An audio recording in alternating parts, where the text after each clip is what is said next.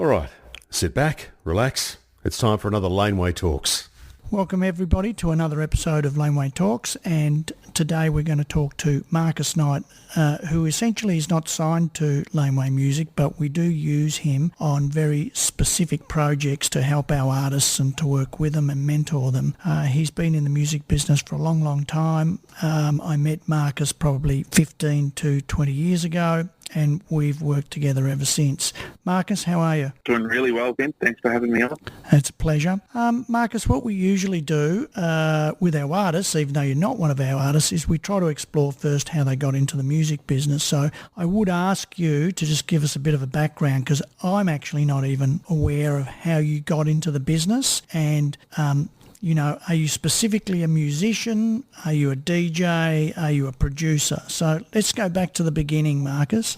I've certainly worn a few hats over the years. In my younger days, I very much started as a music fan, obsessed with old funk and disco. In the early days, we couldn't afford to, do any music lessons or anything like that. So I basically had to wait till I got a part-time job in my teen years to purchase my first instrument, which was a keyboard, and I became a self-taught, I would say competent musician, but I was very curious about songwriting and lyrics and storytelling. That was my first passion, and I suppose stage one of pursuing a career in the music industry and being part of the music community. Yeah. How old were you then?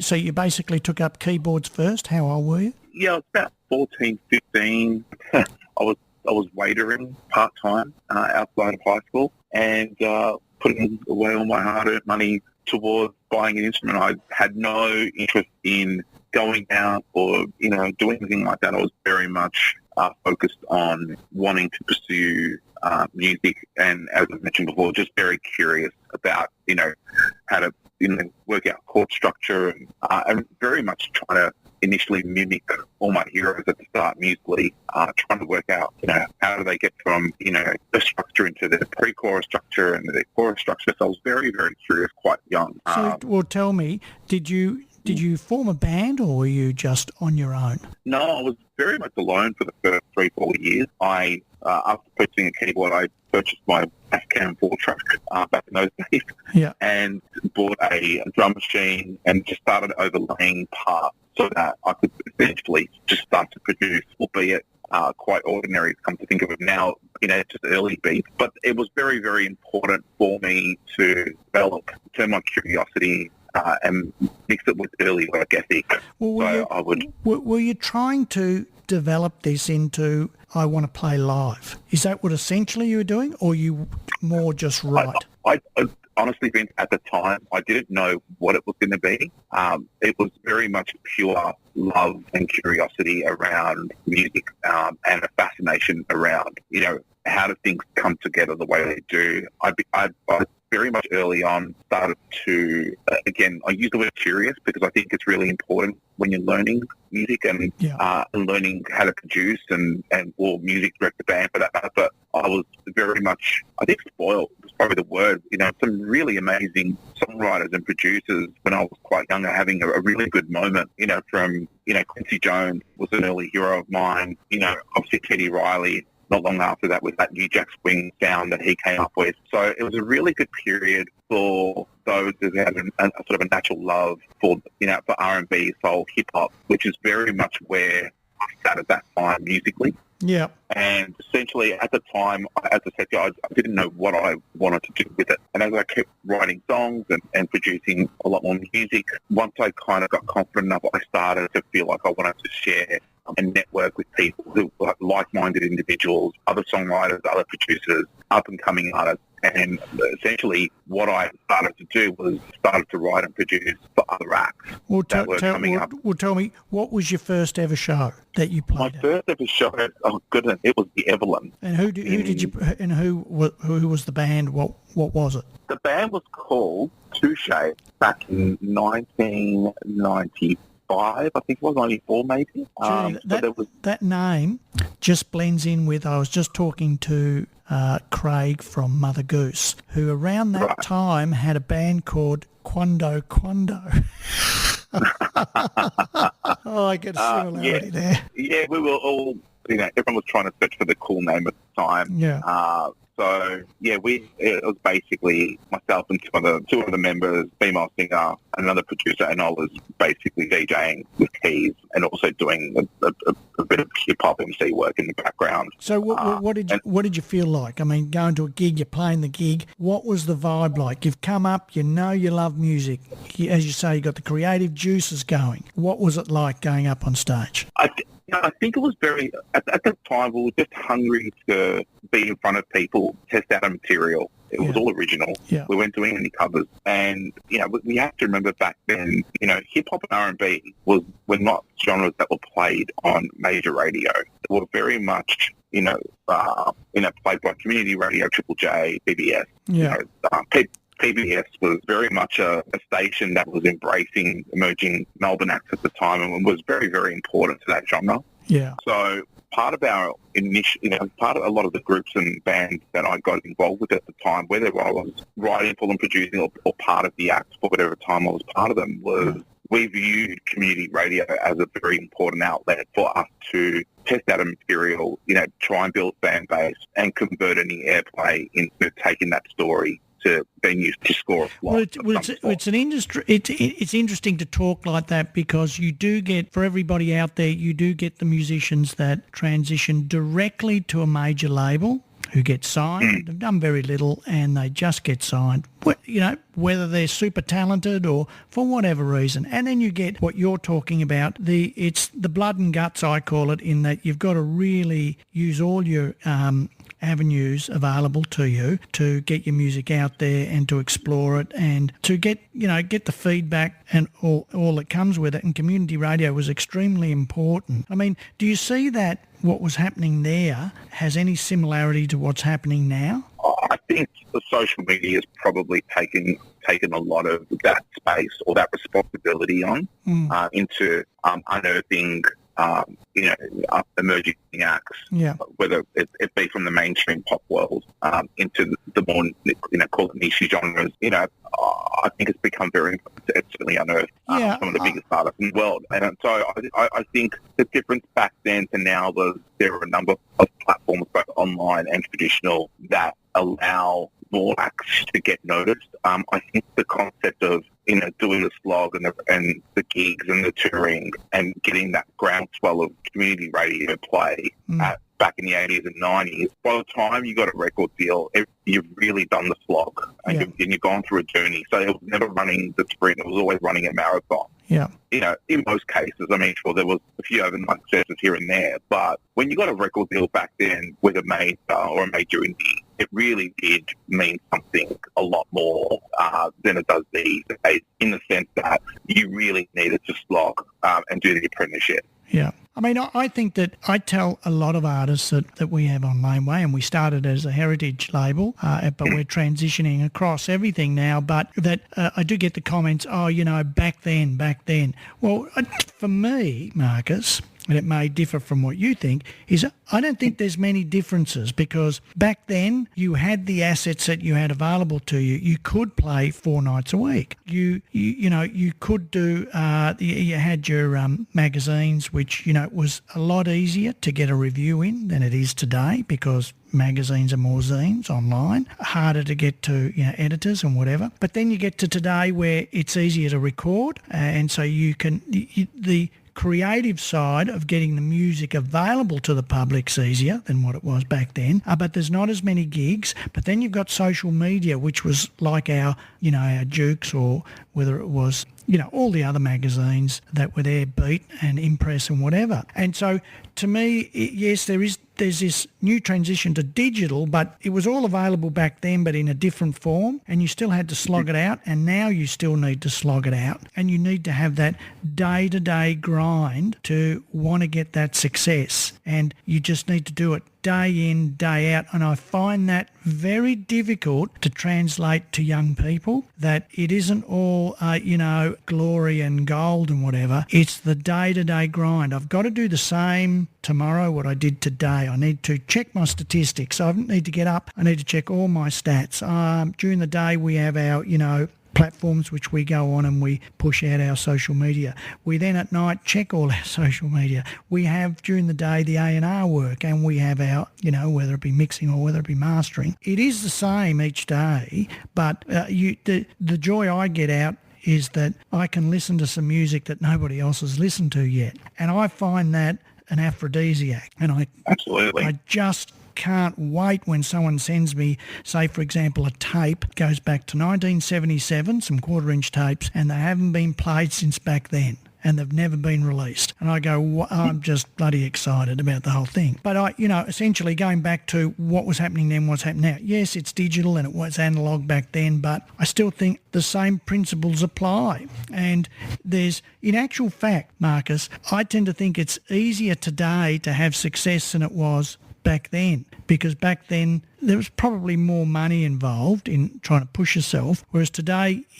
as a young person they are so savvy with social media that getting that initial push can come a lot easier than what it ever could have come before. But again, it's the grind, day in, day out. But we get back to you and say, what do you think the music scene is compared to the underground scene? So let's think of two things. We have pop, rock, whatever that comes with all of that, blues and all that, and there's the music scene and there's an underground scene to that too. Then you've got electronic music and there's your commercial scene, or let's call it the accessible scene, and then there's an underground scene. Do you kind of get what I'm saying? What do you see as the differences there? Look, I think what's really interesting around the underground scene, if we talk electronica for a moment, there's so many subgenres of electronic music, which is amazing. I find there are some countries around the world that can sustain healthy economies for a number of subgenres of electronic music, from tech house to techno to trance,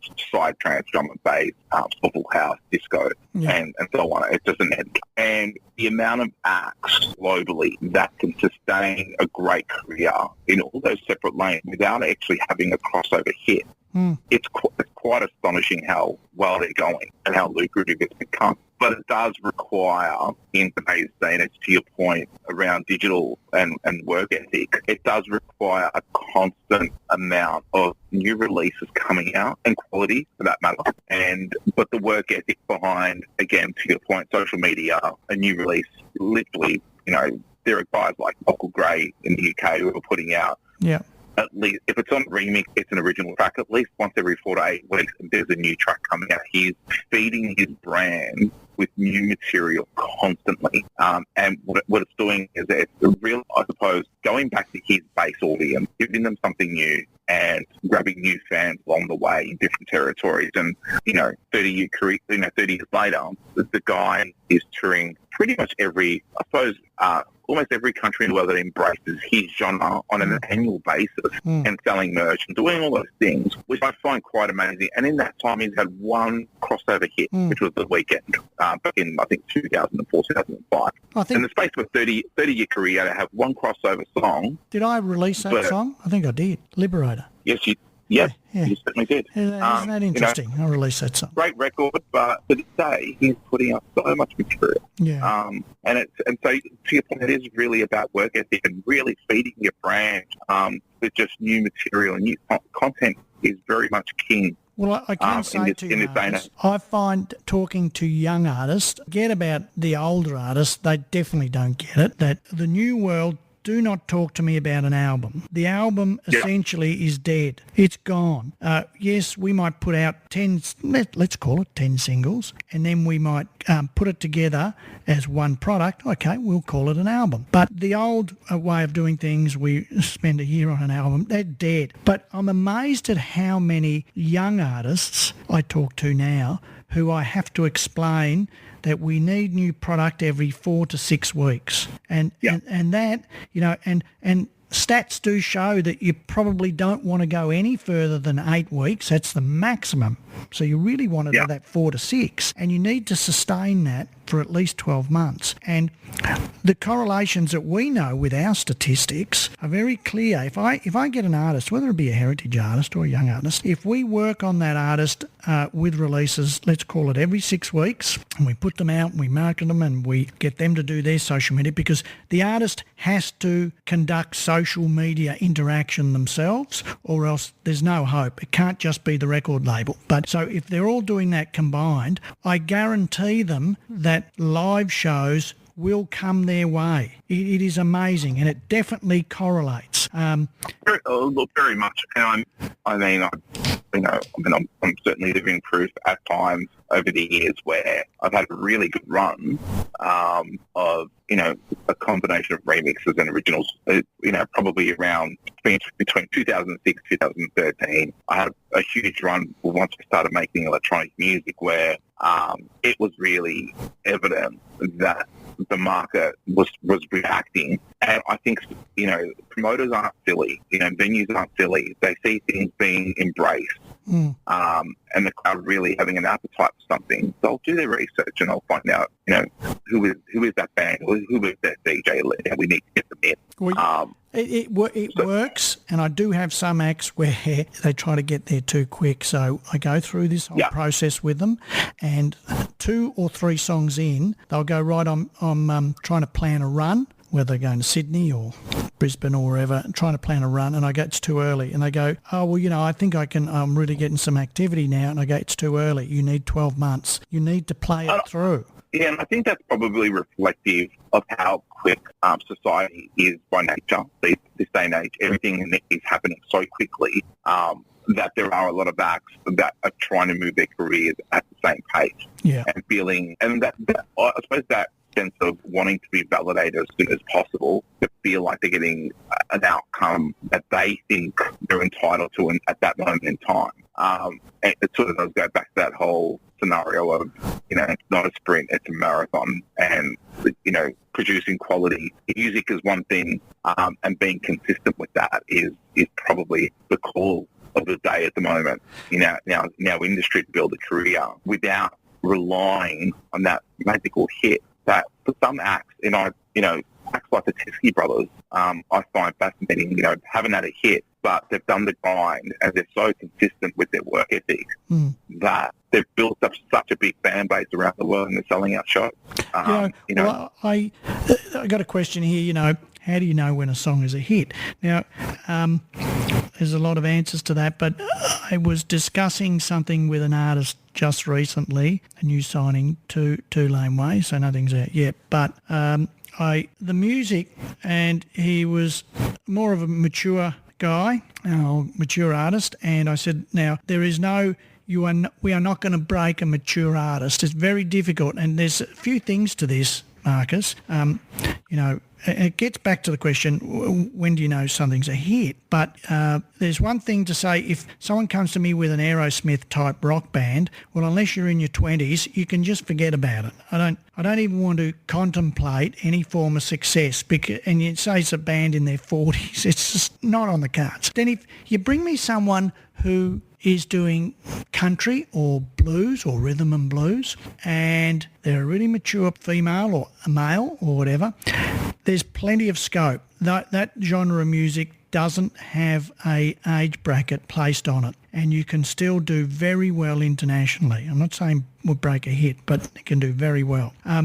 And then there's ones where I say it's the in-between. So if I was they're in between that 40 to 55 kind of age bracket, and I go, the music sounds really good, I love it, and it's way too accessible, so commercial. And it's too much so, and unfortunately, because of your age, I need you to sway it a bit towards an indie type of style. Because the indie style, even in that age bracket, can still get them some traction with their core audience. So there's a few things like that. But then if I go back to the young, let's call it, where they really want success and they can have success, how do you know when a song is a hit? I think as far as the overall outcome of becoming a hit, it does require many things to fall into place at the right time. first and foremost, it's got to be a great song. That's the most important component. Is it memorable? Is it easy to recite, to pass on that information to someone else for them to recite? And that's what we're talking about in this day and age. For someone to share it on social media, on all their platforms, I've heard this song, I'm sharing it on my channel, that's how much I love it, for someone else to embrace as well and grow that audience. So that's the one aspect. So it certainly needs to be lyrically and melodically very memorable in my mind. And that's always been the case from the Beatles onwards. Every now and then there are those, very creative, out of the ordinary compositions that break the mold, that probably, wouldn't fall into, that framework of being as memorable. But sometimes the storyline is just so good that people just start talking about the storyline. What's the defining moment in a song that you look for? My answer's evolved over the years because I think pop music has evolved so much in terms of arrangement and format and lyric matter. If I had to say it now, it's definitely, you need a great hook. Whether that be a vocal hook, a musical hook, an amazing hook needs to exist, again, to be able to recite. And it needs to be simple. The big songs are simple, especially in terms of the pop chart, great vocal hook, one music hook to follow the vocal hook. And, some of the drums and bass lines can almost be resung, memorized and performed by the common puncher on their own. If you look at a track like Billie Jean as an example, as soon as the beat starts, people know what song it is. It's frightening. When the bass line comes in, people know what song it is. The string arrangement's the same way. So, and that's within the one composition, which I find fascinating. That's true mastery of craft right there as a producer and as an arranger. But there's all the other things around it as well, which is, the amount of music that might be around at that point in time. It's sometimes, in terms of radio back in the 80s and 90s and early 2000s, where we were much more reliant on the industry, as an industry to rely on radio. If there was too much of one genre receiving airtime, it was pretty hard to break through. This day and age, with Spotify and iTunes and getting on those playlists, there's so many specialty playlists that, again, if the song's great, there's still an opportunity for things to grow organically online now. And that probably does open up a world of opportunities for a larger amount of acts to have success at the same time. Oh, I agree. As opposed to 40, 50 years ago. So it's certainly fascinating, but I think what is a little bit different now, we went through this little period, which I find fascinating, where in the 80s and 90s, to your point where albums were so big, radio stations back announcing the artists and who they were playing, when they were touring, whether there was an album coming out, if the first single, second single just came out from the album. So there was a real championing of a career on radio.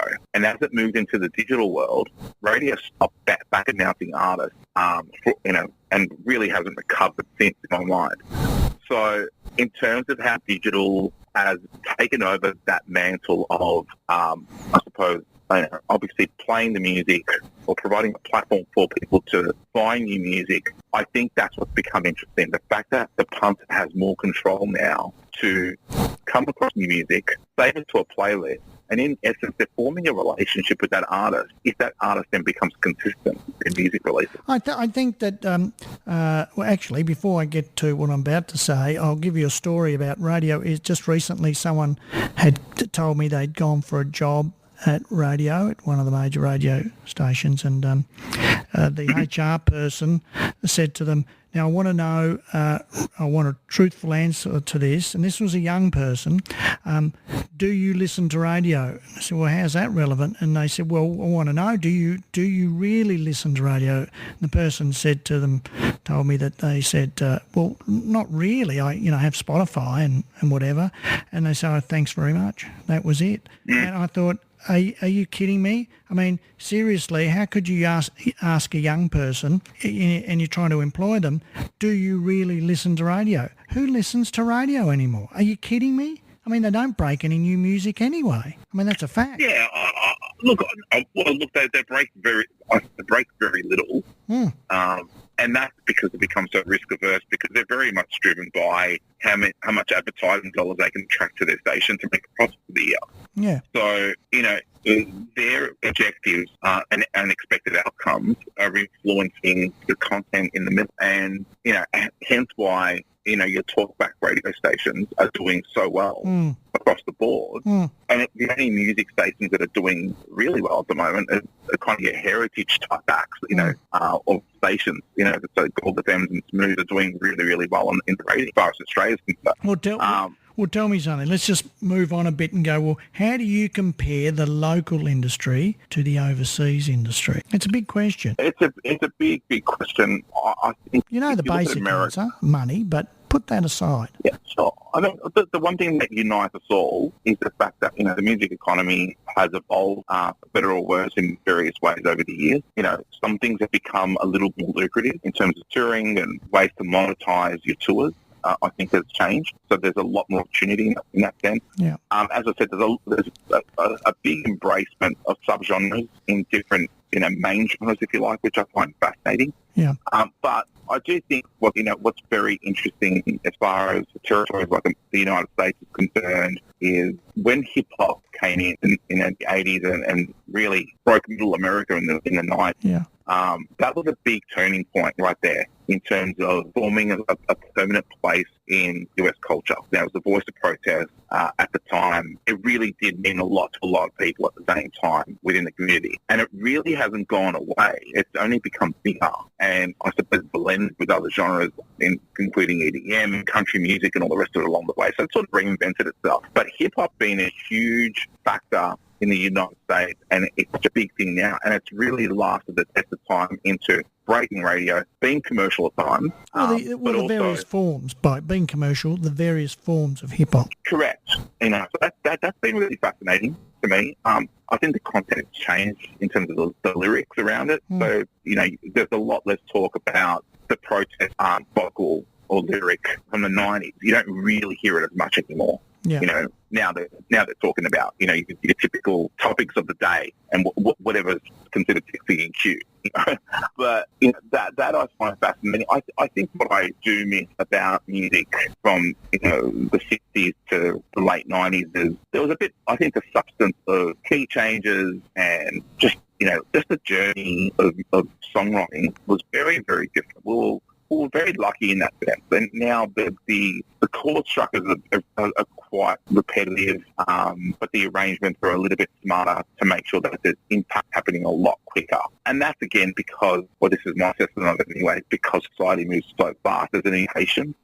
So people want to hear the hook as quickly as possible. So I remember when Spotify and Apple really took over the agenda, the radio edits that I was doing for certain acts once upon a time, if I had to recut those in today's market, I would have to recut them very, very differently, which is fascinating. I mean, for my take on the overseas and here, and I think for me the very late 60s, 69, 70, into the late 70s, 77, Sex Pistols, to me it was evolving so quickly, music was so creative that you had a very much anti-establishment voice coming out, and that would have been through Flower Power and then through the punk rock and whatever. And then you got the 80s, which became all that glam and whatever, and there was no anti-establishment in anything. It was all basically follow the leader. Then you got to what you've talked about is the hip-hop, which then moved from, I suppose, the late 80s into the late 90s and then developed into 4 or 5 different branches of hip-hop, and hip-hop could be. And I tend to find with artists that I speak to with Laneway, I always say, don't hold back. If you're anti-establishment, do it. If you want to swear, swear. I said, give it your all. It's about everything. This whole woke society forming, and because I've never been sexist, we do look for more female artists. I just don't adhere to it in the sense that, well, I was never there, and I don't think we should all bend over and get on our knees and just say thank you, thank you, thank you, and sorry we did all that. It's about just tell the story and don't worry about what someone's going to think about you. But that to me that's my way, because I'm very much anti-establishment. But, music has become very formulaic and very direct in that it follows the leader. Now, that's what I'm thinking at the moment. Sticky Fingers, if you read what's just happened with Sticky Fingers, I tend to agree. I mean, there is no excuse to go out and be racist and, and everything else that the lead singer was doing. You just can't do that kind of stuff. But, there's one thing to go out and do that and get drunk and be on drugs, and we don't go into all of that stuff. But there's another one to talk about it in your song, and I don't think you should be blacklisted if you're talking about whatever you want to talk about in your songs. But you can't go out and just basically abuse somebody and be racist, sexist, all that kind of stuff. But again, that's my opinion. And I've always looked at it. I've been asked a few times over the years, or been asked by my thoughts on it. And whilst music is expression, freedom to express something, you also have a responsibility when you are reaching a lot of people and you are having any influence on, especially the impressionable part of society. There are people that are are vulnerable at times and hang on every single word of some art that gets created. So the trade-off is, yes, you want to speak your mind. You don't want to feel like you want to hold back, but at the same time, and this is my personal opinion of it. Do you do this through a lens of, okay, if tomorrow morning I woke up and I had 1 million fans, and of those 1 million fans, a segment of them were mentally and emotionally vulnerable, and hung on every word I wrote within a song, how would my song affect them? Would they potentially do something to themselves that they wouldn't have otherwise done? What responsibility do I hold within that process? So it's I don't have all the answers around this, other than I personally try to take the line of, how would this affect someone that is vulnerable? It's very noble of you, and I like the bit about the responsibility, and there is a responsibility when you're musical. I think something else I wanted to say too was that what I've noticed with the world being available to us at our fingertips from a musical perspective, there is still very few great artists. It's interesting. I love discovering new artists, but it's hard, Marcus. I've got to tell you, it's hard. I'm on there with, I think, Spotify say whatever they've got, 90 million tracks or whatever. But it's still hard finding some really good artists. There's a lot of rubbish up there and really a lot of ordinary music. And I think, oh my God. And look, therein lies the challenge, because it is so easy to put up content. There is such a saturation of releases, and therefore it's creating a challenge for some who are really quite amazing to poke through the saturation of music that's out and available. So we will miss things at times. There's it's exciting discovering the new music, but gee, it's still hard. And what do I look for? I go back to what you said earlier. I look for the hook. Yeah. It's got to hook me in. And, the old statement, if you haven't got me in the first 10 or 20 seconds, you've lost me. And that's more relevant today than it ever was, because we have our finger on that next button, and if you haven't got me in the first 5 or 10 seconds, you're giving me one of those big intros, one of those long intros where it's building and it's building. I'm virtually on to the next song. And in a big way. It's certainly become a challenge for some acts who still would prefer to tell the story and pay the price at a time. There are some acts who just want, I suppose, to go, well, I'm going to do it the way society expects it at the moment. Yeah. And then hopefully over time, Bruno Mars being a really good example of this, where look, his first 3-4 albums were straight from the gut. That's pure right. pop. Yeah. And it's done really well. Like, you could tell the guy was just an absolute genius songwriting and producing and so forth. And then his latest, he's moved away from that. He's done this collaboration with Park Anderson, and to me, it's that balance of he's making music he really wants to make now. Yeah. And it's done so well. But if it didn't, I think he'd be creatively very, very satisfied said he's doing something he's always wanted to do, and without limitation. There's a statement I've always made over the years to artists. When you're starting out, you need to do as I tell you to do, and then once you get up there, you'll be telling me what to do. And and that never changes, you know. There's always an exception, but essentially that never changes. So I just want to ask you, you know, so how do you see the music scene evolving over the next few years, and where do you think it's going to go in the future? You know, what's happening? Let's talk about more here in Australia. I think the growth of hip-hop will continue. I can see that happening. I think electronic will still continue. I do think there'll be a larger amount.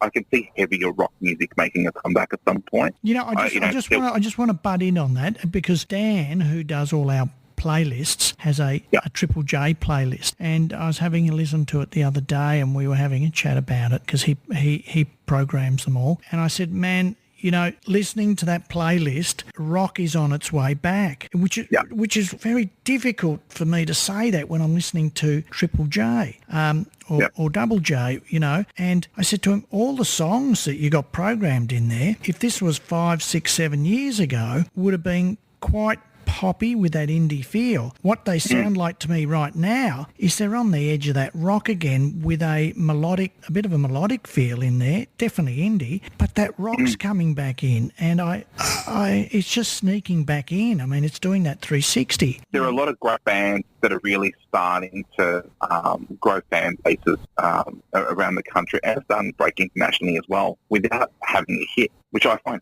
and they're not signed to major labels either.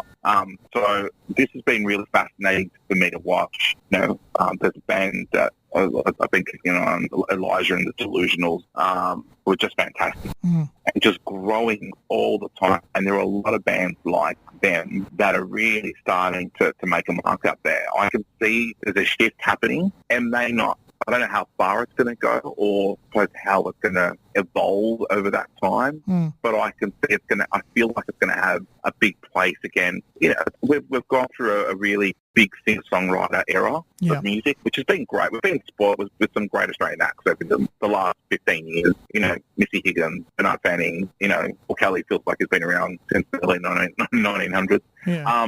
But, you know, we've had such a great amount of singer-songwriters, but I can feel like the band thing is really starting to take shape again, which is super exciting. Absolutely. I mean, here's another question. How do you think artists can maintain their musical integrity once they've been commercially successful? That's a really hard thing to do, and there's only my answer to that, and I want to hear your answer, is essentially if the band stays true to themselves and remains independent and don't need a major label, they will always be able to control that integrity level. But if they can't and they move to a major label, their integrity will always be compromised. Always. What do you think? Look, I think there are a number of ways of looking at this. It's really about who blinks first, right?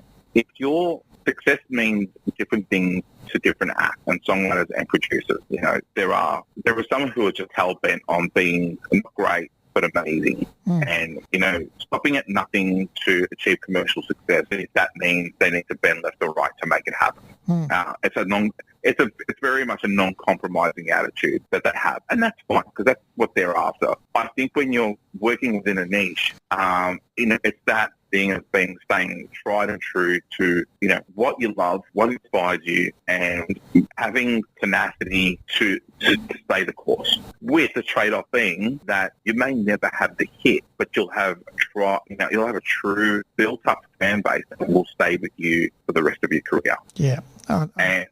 And that can be okay for a lot of acts as well. I think that's good words of wisdom there. There's no doubt about it. What would you give as words of encouragement and wisdom to people who are keen to make a career in the music industry? Now, let's think about the music industry as being the creative side, the live side. We've got the administration side. You know, you've got the commercial radio side. There's so many facets to the business. What would be your words of encouragement to young people who are trying to break into the business and remembering if you're an artist, I tend to think it's a bit easier to assimilate and get involved in everything because you're trying to be the artist up there and therefore you've got to try and learn everything. But if you're not an artist, it's a lot harder, I think, because it's therefore becomes a job. That's anyway what I think. What do you think? When I've spoken to emerging acts, or for those who are thinking about having to go, my advice has always been to first and foremost put yourself in a place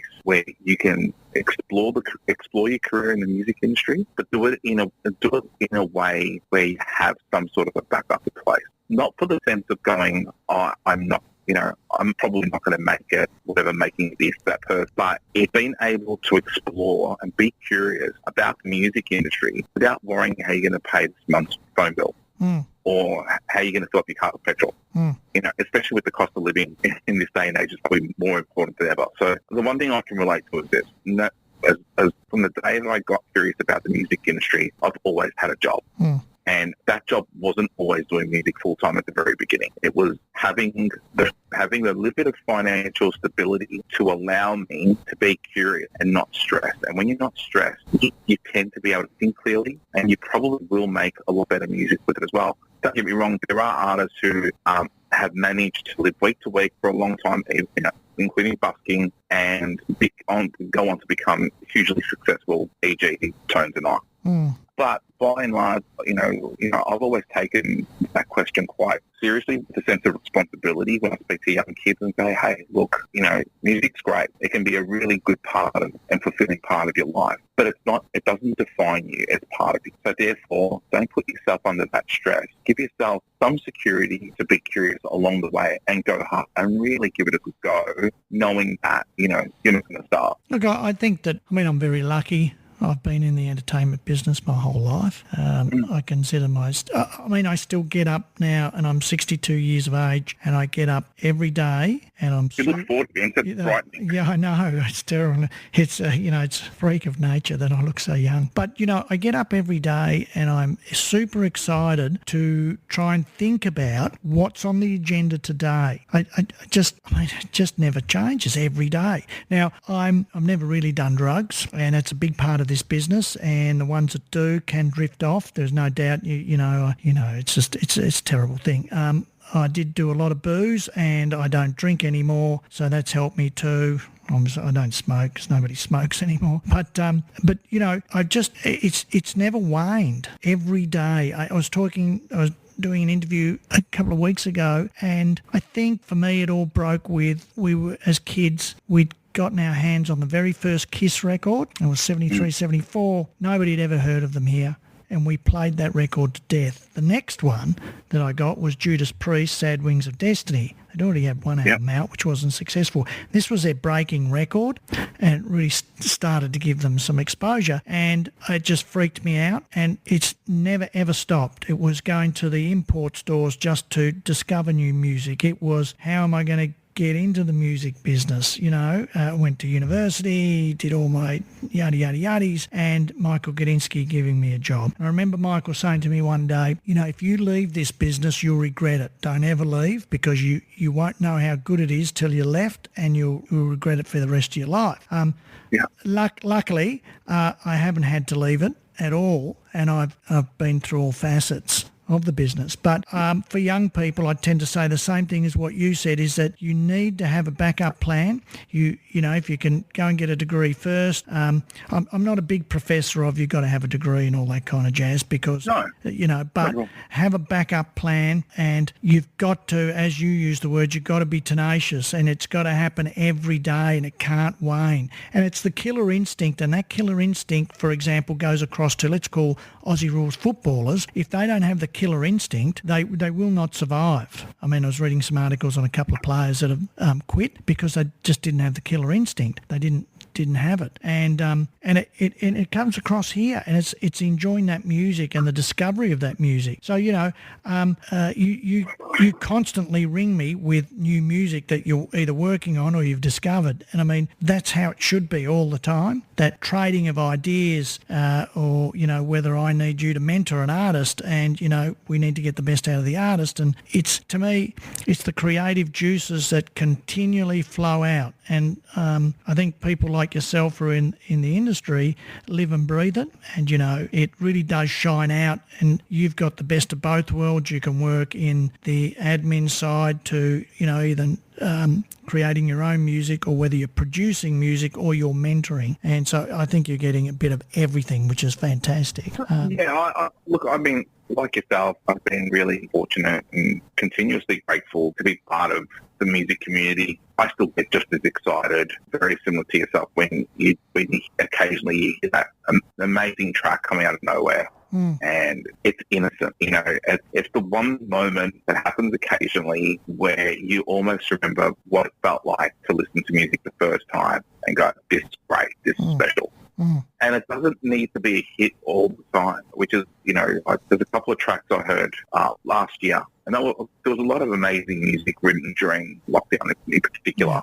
That I've received over the last 2 years. And it really was a time where people really had the time, mind you, not voluntarily, obviously, but they had the time to create and become great. To me, that's the whole notion of, you can't be just good, you can't be just great, you need to be amazing, and you need to work up to being that level continuously once you get there. And that period during lockdown, I think, has unearthed some great songwriters, and will continue to get or receive amazing music because people became great during that period. That suffering and that anxiety that we all, as a world went through, I think also manifested the time to allow people to explore their curiosity around becoming creative practitioners, if you like, whether it was a songwriter, as a producer, as an artist. It was a really interesting period, and I think we're just seeing the surface of what that's actually going to deliver in the future. That's what I'm excited about, actually, is, when you say to me, what do I see in the future, apart from rock music making a meaningful comeback in terms of a big band, I also think the level of musicianship and songwriters will go to another level again.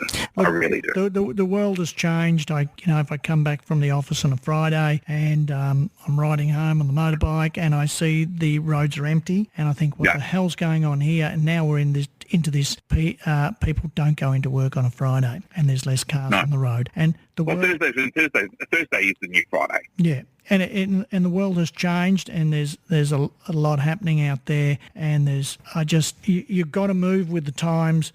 We got it back in I suppose it was the late 90s, early 2000s, when the music business was transitioning to digital. Everybody used to say to me, well, how do you feel about that? What about your future? I used to chuckle. At the time, I was actually at Shock, and I was trying to start a digital radio station, which was in its infancy, but unfortunately I'd left and then gone to start some labels with Michael, and but it never worried me. And you look at newspapers and how they were all screaming because it's all going digital and the journos are losing their jobs, and it's like, we've been through all that. And then you got TV, their revenues are dropping because free-to-air TV doesn't have the attraction that cable or subscription does. But you're starting to get YouTube is starting to blitz everybody, and even whether it comes to TV or whatever, or in any kind of vision format. And so there is so much happening that you have to embrace it and move on with it. And so I don't get scared with any of it, because there's got to be something in it for me there somewhere, Marcus. I'm not sure where, but there's something in it. But, Laneway Music is pursuing it at a rate of knots. And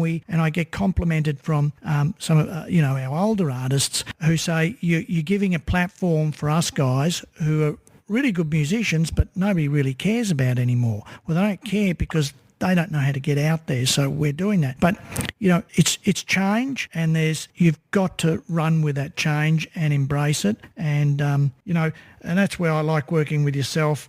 New ideas don't scare you whatsoever, and we often have a chat about it and whatever. Anyway, so I don't know if you feel the same, but I'm very excited about the whole future. I think the rate of change because of, destruction through technology has probably, understandably caused a lot of anxiety over the years, and that's reasonable for a lot of people to feel that. I think at the time, the bigger, entities would feel the impact of it a lot quicker than, your average artists, independent artists especially, because the decline financially to a major company or a multinational would be quite instant when there's disruption of that nature. So I could understand, the amount of good people we would have lost over the years simply just through that anxiety. But at the same time, every time it's happened, it's unearthed a new way of operating, creating new ways of working, creating new opportunities. And to your point, there is a whole bunch of new ways to develop, produce and distribute music more than ever before. I think where Laneway has just been so important, as you mentioned, is it's just giving a home to those musicians who, in any other time, some of these musicians would go, I'm happy for this music to sit in the vault and not do anything. Yeah. And, to have a label like Laneway exist, I think validates and embraces that was created at a moment in time, telling stories from that particular era, which I think it's on its own, it's quite a fascinating proposition. As someone that, I get immersed into watching all sorts of documentaries from the music industry into politics and so forth. And I think what Laneway is really important is just giving that platform and a home to a really important part of Australian music culture. It's no. Look, we see it the same way, and as I say, we have artists who are always giving us compliments like that. But what Laneway is doing now, and it's a natural progression. We're moving to a lot more other genres, but other age bracket of musicians. So we're moving into those younger musicians, and I think it's for some. Not all young musicians are social media savvy and know what to do. My comment I make to all young guys is you do need someone like Laneway to put your music out, because you need to stay creative. You don't want to have to worry about the administration of getting it up online and knowing when to schedule it and whatever the formats are and getting your video ready and all that kind of stuff. You need to stay creative. And it goes back, let's just go back to what we started tonight with, is that you really do need to put songs out every 4 to 6 weeks. That means you've got to be pretty damn creative, and those juices need to be flowing all the time. But if you've got to do everything else, let alone all your social media, well, to me, it can be completely overwhelming. So we're starting to move into that territory and help younger people too. But we have a new platform coming, which we'll announce in probably 2 months' time. We're very excited about, and it's to help another whole bunch of musicians. But anyway, that's more than enough for tonight. It's been fantastic talking to you, Marcus, and I'd love to talk to you again about some of the artists of ours that you've worked with and are going to work with, and help mentoring them or producing their tracks and whatever. And it's about trying to, I suppose, talk about how you're going to make a song. That would be actually a good topic I'd like to talk to you in a couple of months about, is how did you make a song into a commercial success, right? And you got it, and what did you think about, and what did you do, and then what did you do with it, and then how did we actually get it out there to whichever genre it is, to the marketplace in certain markets to try and get it to viral and yada, yada, yada. But we'll talk about that another time. But it's been great talking to you, and I'll talk to you again soon. It's been a pleasure, and I look forward to our next chat. Yep, your knowledge is very in-depth, I must say. Thanks very much, and we'll talk to you soon. Cheers. Bye. Well, there you have it, another Laneway Talks. If you enjoyed that, just search Laneway Talks for more great conversations. G'day folks, Mark Allen here and The Ox, David Schwartz. and we've started a brand new podcast called A couple of blokes, a couple of beers, and we just chew on the fat. Couple of blokes, couple of beers with Ox and Marco. I'm thinking about whitening my teeth just so when I smile. There's a new episode every Wednesday. Have you got a weight issue? Of course I do. It's a stupid loaded question. A couple of blokes, couple of beers with David Schwartz and Mark Allen. I'm eating the kids' Maltese. You're eating Piece their of- Christmas present. I am a piece of garbage. Listen wherever you get your podcasts.